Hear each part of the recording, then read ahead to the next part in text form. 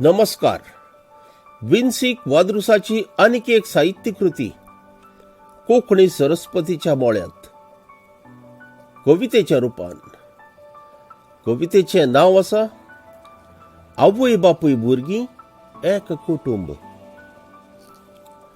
वाडलोली एक चेडूं आनी एक चेडो जिवीत वांटूंक घेतात एक निर्णय व्हड.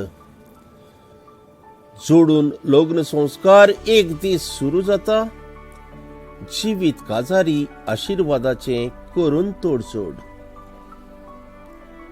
आदी ती मोगान असली व नसली आसूं येता. लग्ना उपरांत तांच्यात सैमीक मोग रीग घेता. ह्या मोगाचे अमोलीक मासा रक्ताचे फळ तांकां देव आपल्या रुपाचे भुरगें दिता. घडटा एक नवो घराबो जिवीत नवे. खुशाल वातावरण सगळेंच नवसोरण येता. भुरग्या रुपान आयलेली दयाळ सुपुरली रोचना आपणाक लागून आवय बापायचो मोग वाडटा. आनीक भुरगीं जल्मतात विश्व फाकारता तांचे. मोग सगळ्याक वांटून वेता खीण बदलतात.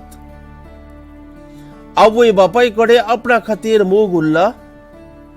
आपलो मोग खंय सांडला ते सोदूंक ती घुस्पतात. जण एकल्याच्यो गरजो भागयता देवान बासायलोलें कुटुंब विरगळोन वेता. ते झाडाच्या खांद्यावरी पसरता.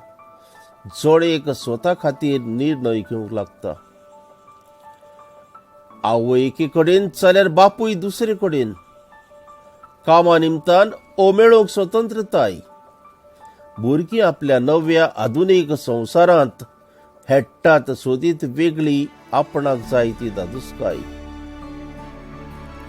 लग्ना वरवीं निर्माण जाल्लें कुटुंब मोगान शिपोवन वाडयल्लें तें आसा खंय.